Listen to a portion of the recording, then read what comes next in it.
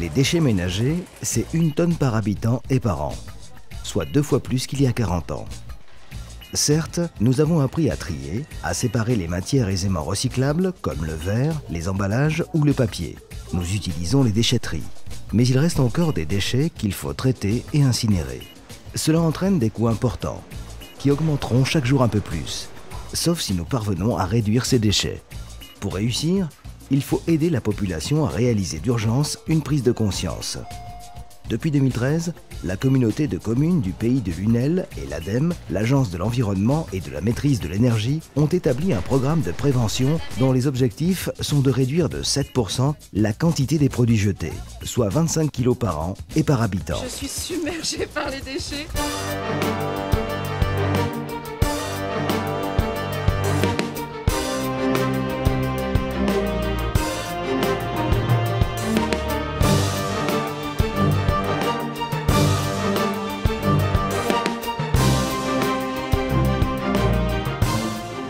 La communauté de communes gère les déchets des 15 communes du territoire. Elle a mis en place le tri sélectif dès les années 1999. On était déjà précurseurs à l'époque. Les gens se sont mis petit à petit à ces nouveaux gestes. Et voilà, maintenant on en est à un point où on veut passer à autre chose. On veut parler prévention, commencer sérieusement à diminuer les quantités globales des déchets. Afin de mesurer concrètement ces gestes, la communauté de communes a sollicité 18 familles issues du Lunélois pendant 3 mois. Ce sont les foyers témoins. 60 personnes volontaires qui vont tenter de réduire leurs déchets et mieux consommer. À notre petit niveau à nous, on espère faire une grosse boule de neige. Que les gens réagissent, que les gens comprennent qu'il faut, comme le dit Anaïs, protéger la nature, notre environnement. Moi, je le connais déjà depuis longtemps, parce qu'en Suède, je fais depuis longtemps, et j'étais très contente qu'on s'est enfin décidé de le faire ici. J'ai toujours été tournée vers la nature, et j'ai toujours été intéressée par le fait qu'on polluait, et qu'il fallait absolument qu'on fasse quelque chose pour arrêter. Je crois qu'on va dans le mur quand on entend que 50% de la production agricole est jetée dans le monde, et quand on sait quand même que plus de 2,5 milliards, si ce n'est 3 milliards d'êtres humains ne mangent pas à leur faim sur cette terre, c'est monstrueux. Pendant les 3 mois de la campagne Foyer Témoin, nous avons rencontré plusieurs familles qui nous ont ouvert leurs portes. Voici André et Michel, Claire et Joanne, Sandrine, Manu et leurs 5 enfants, Maria, Thierry et leurs 3 enfants, ainsi que Christian et Michel. Tous ont accepté de répondre à nos questions et de nous laisser filmer leurs progrès et leurs questionnements. On a choisi en fait 18 familles qui étaient volontaires. C'est des familles, quand on est allé les voir le cours du premier mois, on s'est rendu compte que c'est des familles qui étaient déjà très engagées, la plupart au niveau environnement. Donc elles faisaient déjà beaucoup de gestes. Claire et Joanne ont adhéré facilement au programme. Mais dès la première rencontre, ils constatent que quelque chose ne va pas dans leur méthode de tri. Nous, il y a des fois, notre poubelle, elle débordait, alors qu'en réalité, il n'y avait pas lieu qu'elle déborde, quoi. C'est-à-dire qu'on mettait des trucs dans cette poubelle, alors que ça n'allait pas du tout là, quoi. Enfin, on était dans l'erreur, quoi. Et souvent, les erreurs viennent de personnes qui ont envie de s'investir. Hein. Les erreurs, c'est on veut faire, on veut tellement bien faire, et les consignes de tri sont tellement difficiles qu'on ne sait pas, c'est vraiment pas de la mauvaise volonté. En fait, les déchets ont carrément doublé en une petite trentaine d'années. Et ça veut dire aussi en termes de coûts, que ça représente énormément d'argent à mettre dans la gestion des déchets. Alors, effectivement, ça reflétait une évolution de notre société avec une abondance de produits, de consommation, de nouvelles technologies, etc. Et donc voilà, on était dans une période d'abondance et effectivement, les achats correspondaient à un mieux-être. Et donc, on est dans cette lignée-là. On note une prise de conscience. Sans doute que ça va de pair avec tout ce qui concerne le changement climatique. Depuis une quinzaine d'années, on commence à prendre conscience que notre planète est un monde fini et qu'effectivement, au niveau des ressources, il faut vraiment moins en consommer, ou en tout cas en consommer mieux. Je ne vois pas ce qu'on aurait pu prendre là sans trop générer de déchets. Il faudrait y réfléchir peut-être, mais bon, c'est vrai qu'il y a une question d'habitude. Ensuite, on achète souvent les mêmes produits et c'est vrai que ça fait du poids.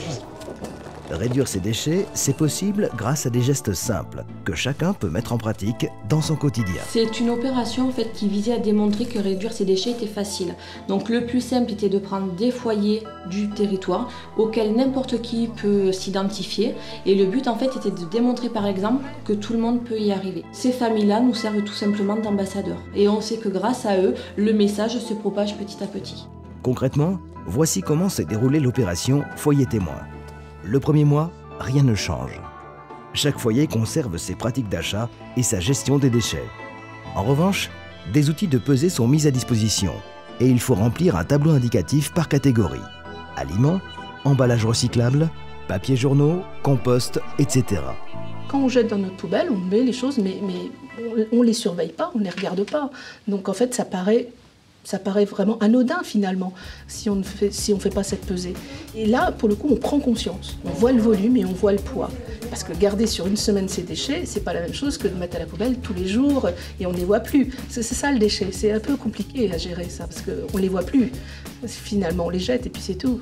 Le tri, ça paraît évident pour tout le monde. Hein. On sépare ses déchets, on le met dans une poubelle ou dans une autre. Maintenant, la prévention, c'est le déchet qu'on ne crée pas. C'est le déchet qui ne sera pas pris en charge par le service public. Donc c'est les déchets fermentescibles qui doivent aller au composteur, c'est les emballages qu'on n'achète pas parce qu'on a choisi ces produits au supermarché. Voilà, c'est ce genre de choses que les gens doivent maintenant se mettre dans la tête. Et c'est vraiment une autre façon de voir les choses. Là, vous voyez qu'il y a un petit sac en plastique, ouais. Il n'y a pas d'emballage superficiel, c'est le petit sachet. Après, c'est vrai que moi, j'ai toujours mon cabas avec moi. Et pour l'instant, on ne peut pas réduire plus que ça. Maintenant, c'est vrai qu'on espère que cette campagne puisse nous expliquer, ou nous apprendre surtout, à consommer différemment. Et nous, le but, c'est que nos enfants, plus tard, consomment différemment aussi. C'est vraiment une répercussion qu'on veut pour nos filles.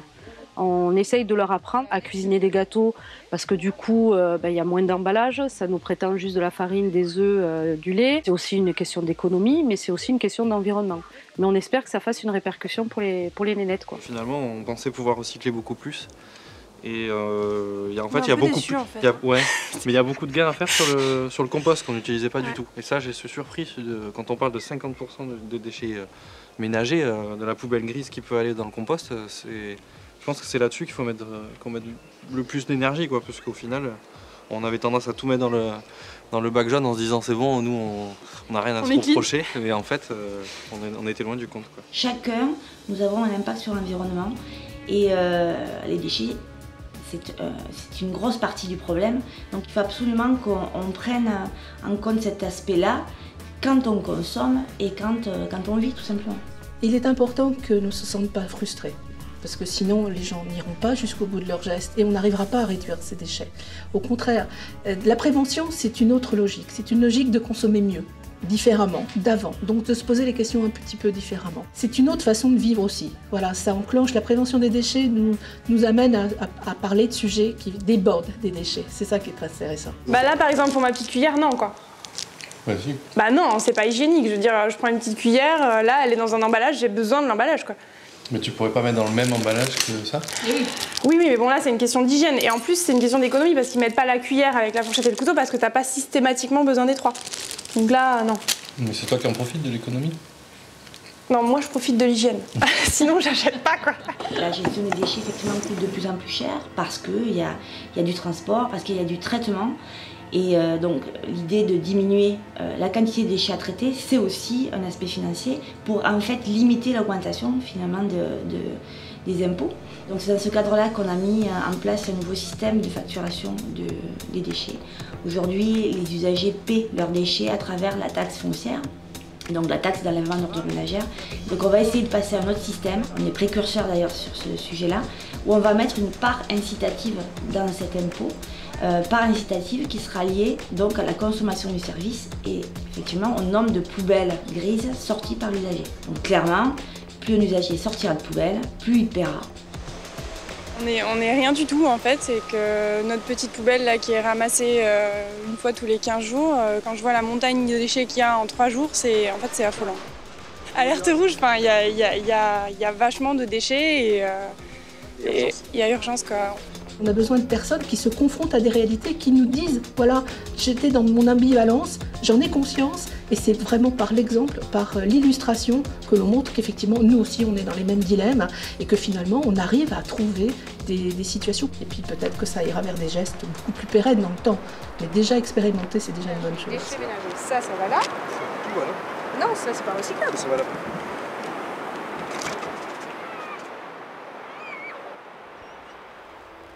Le premier mois, le résultat chiffré, c'est que chaque habitant a produit 13,5 kg de déchets.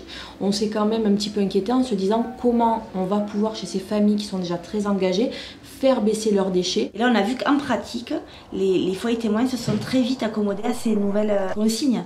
Donc c'est ça la vraie vie et elle peut s'appliquer dans tous les foyers.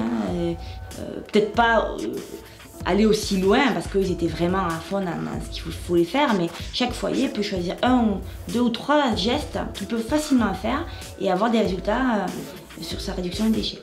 Les 2 mois suivants, chaque famille réalise de nouveaux gestes de prévention tout en continuant à peser ses déchets. C'est là que s'opère la prise de conscience et que se révèle la réalité de nos habitudes de consommation. Notre sac, ce jour, pas loin de la moyenne, on arrive à 6 kg. 6 kg pour 4 jours.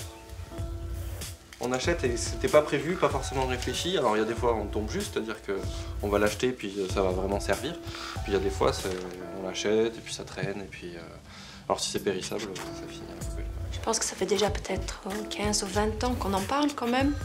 Mais c'est quelque chose que les gens ils ont envie de consommer, ils ont envie d'acheter, de se faire plaisir, de ne pas penser au lendemain, peut-être pas penser qu'un jour tout ça va s'arrêter, qu'il faudra retourner peut-être un peu à comment c'était autrefois, à faire attention à ce qu'on achète, comment on consomme, il faut réparer, il ne faut pas jeter. Mais c'est encore une mentalité de société de consommation, qu'on a envie d'acheter, sans réfléchir. Ben, le fait qu'on ait un compost, ça diminue beaucoup le bac gris. C'est énorme.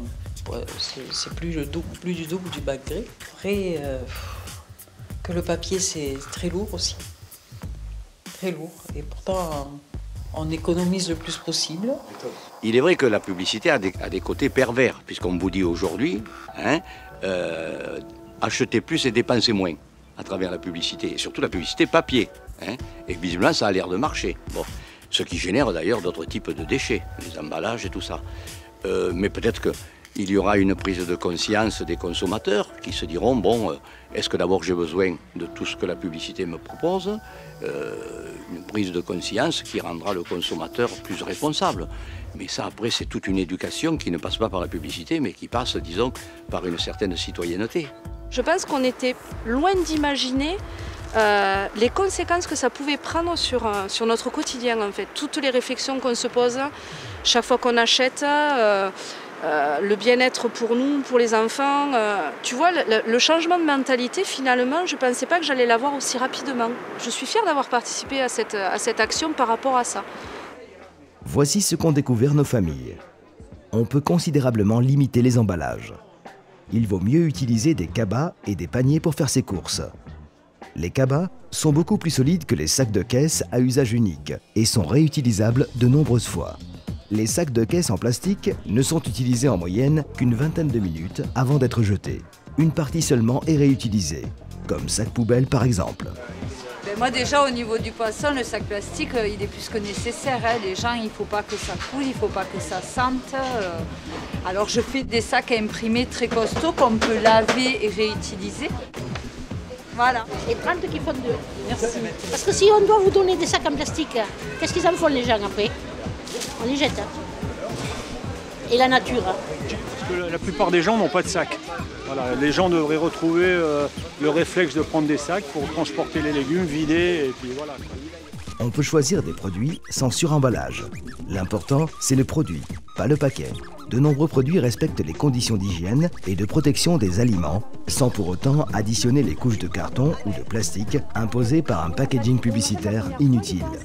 Depuis 1998, un décret stipule que le poids et le volume d'un emballage doivent être limités au minimum nécessaire, tout en assurant l'ensemble de ses fonctions. De nouveaux efforts des industriels ont permis de réduire encore le poids de ce pot de yaourt, mais aussi celui des bouteilles d'eau en plastique et celui des canettes de boissons en aluminium. Ces quelques grammes gagnés représentent plusieurs milliers de tonnes de déchets en moins dans nos poubelles chaque année. Vous changez simplement votre façon de fonctionner. Vous achetez du vrac en petite quantité, vous jetez moins, justement, c'est ça l'idée aussi. Vous consommez moins de viande, vous équilibrez vos repas d'une manière différente, vous apprenez à utiliser les céréales, les légumineuses. Voilà, c'est vraiment un changement complet de fonctionnement. Voilà. Cependant, il y a des limites à la réduction des emballages. Les chaînes de fabrication prévues pour la consommation de masse, la manutention intensive auront du mal à s'adapter rapidement à ces enjeux. Qui dit réduction d'emballage, dit risque en termes de cassure du produit, d'hygiène aussi, parce que du coup, étant donné qu'il y a moins d'emballage qui protège le produit, on est obligé d'avoir des soudures plus importantes sur le produit même. Donc, effectivement, le fait de ne plus avoir ce suremballage, le jour où il y a une fuite du produit, on a l'hygiène qui rentre en jeu. Sur le double emballage, nous on a beaucoup travaillé sur certains produits de la marque justement pour totalement le supprimer. Ça a été un gros effort parce qu'avec toutes les normes réglementaires qu'on nous demande maintenant au niveau ingrédients, rappel du fournisseur, du produit, etc., il a fallu revoir tout ce conditionnement d'emballage. Donc il y a eu un gros effort déjà qui a été fait. On espère que ça va continuer. Maintenant, il est vrai que tout ça encore va prendre du temps et je pense que c'est une bonne chose d'arriver à cette réduction d'emballage. Ouais, mais bon. Ça pue quoi. Waouh. C'est pas possible. Choisir la bonne contenance et le contenant adapté. Produits ménagers non rechargeables.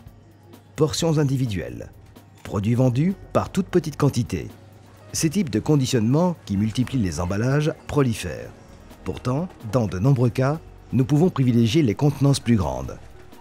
Utiliser des contenants réutilisables pour produire moins de déchets et économiser les matières premières nécessaires à la fabrication des emballages ainsi que leur transport.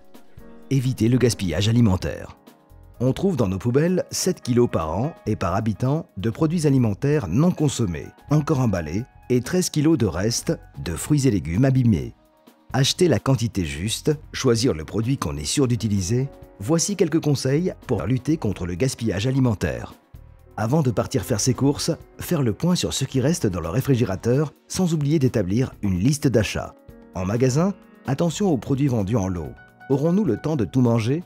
Bien vérifier les dates de péremption. Choisir les produits au détail ou en vrac. Fruits et légumes au détail, fromage et charcuterie à la coupe, légumes secs, céréales. Il y a de nombreuses manières d'éviter certains emballages et c'est souvent moins cher. Ok, donc on a oublié la liste. On n'a pas de liste. On n'a pas de liste. Ouais, bon, bah, on va faire comme d'hab, de la mémoire.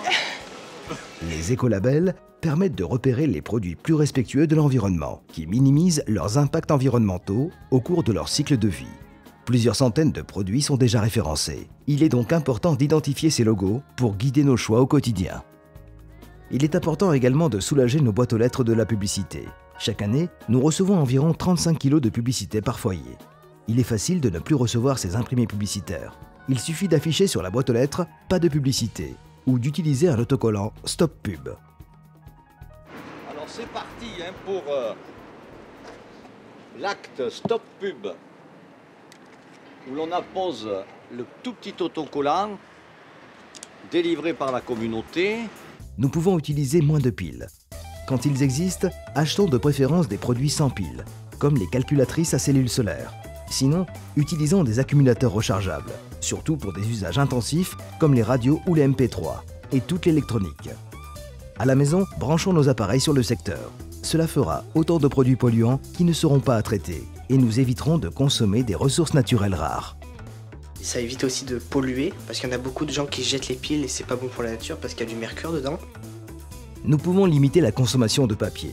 Au bureau comme à la maison, n'imprimons que les documents dont nous avons réellement besoin.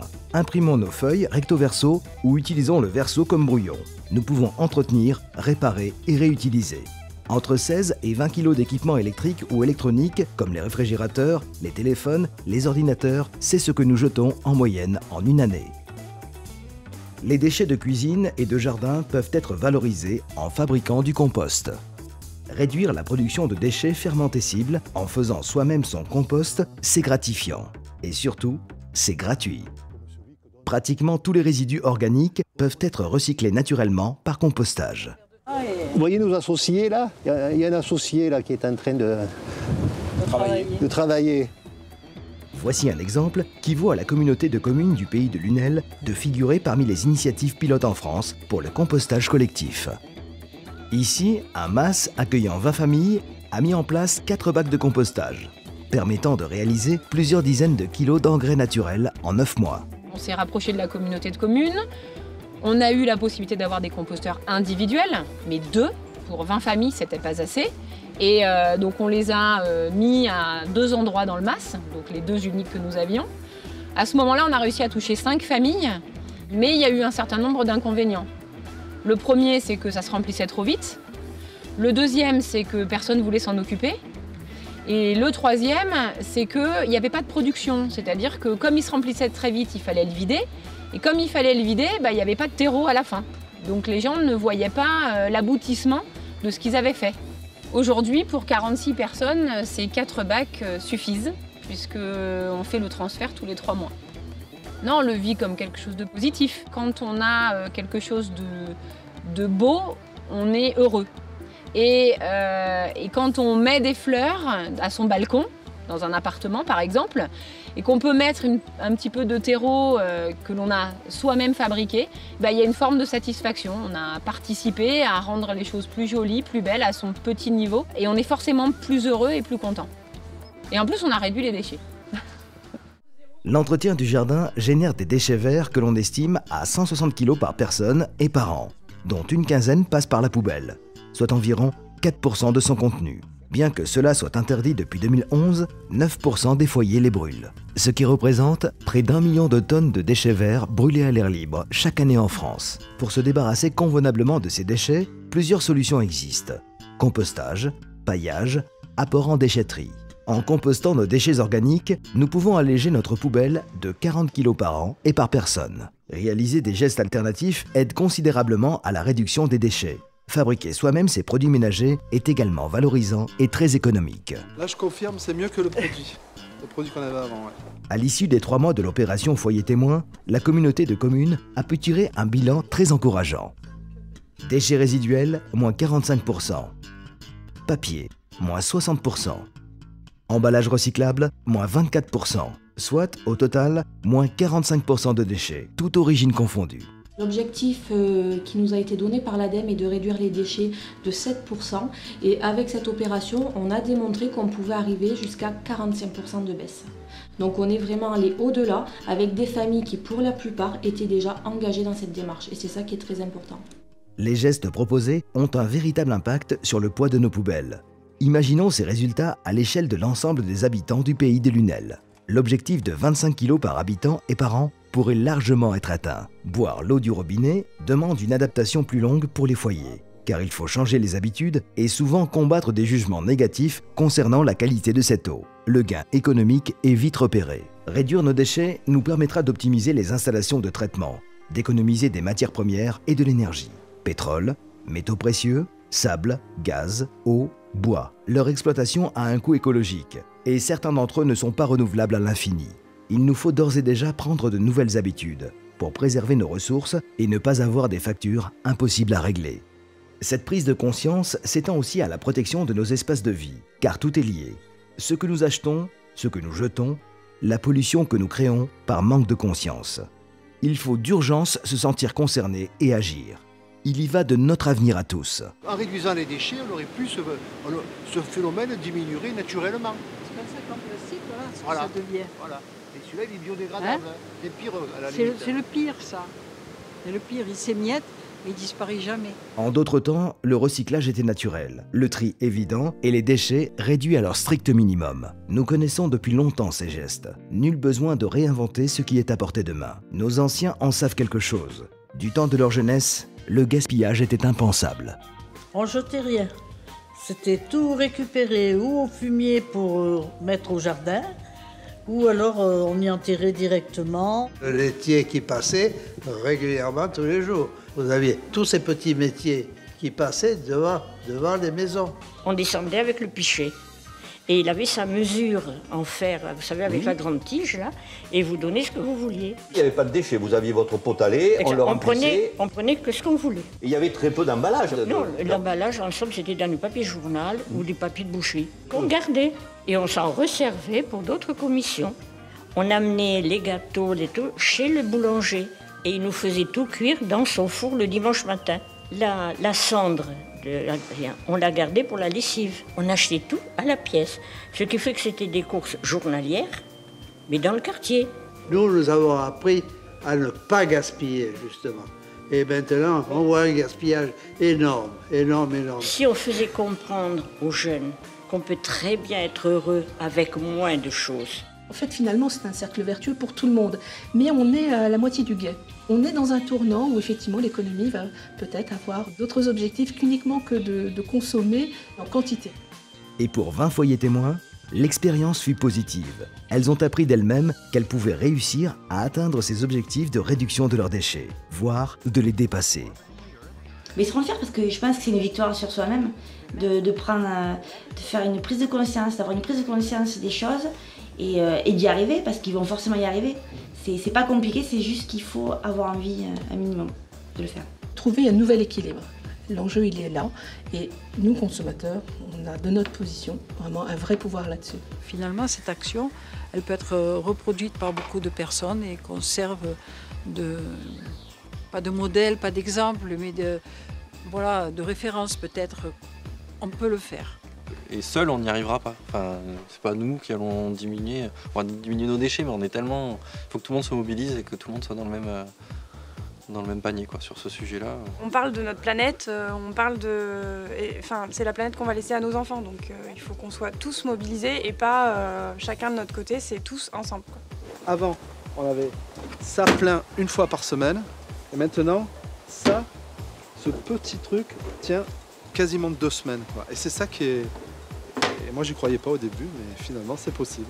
On n'a peut-être pas envie de vivre dans un pays où c'est comme une décharge publique. Hein. On a envie de pouvoir aller se balader et pas trébucher sur des bouteilles, des déchets partout. Alors c'est pour tout le monde, c'est dans l'intérêt de tout le monde. Je sais que les qualités seront meilleures, que les enfants mangeront mieux et qu'au final, j'aurai moins de déchets. Et c'est ça le but. Mais au-delà du déchet, c'est aussi notre bien-être. Ce sont des gestes citoyens dont dépend notre planète pour retrouver un équilibre écologique respectueux des ressources et des besoins.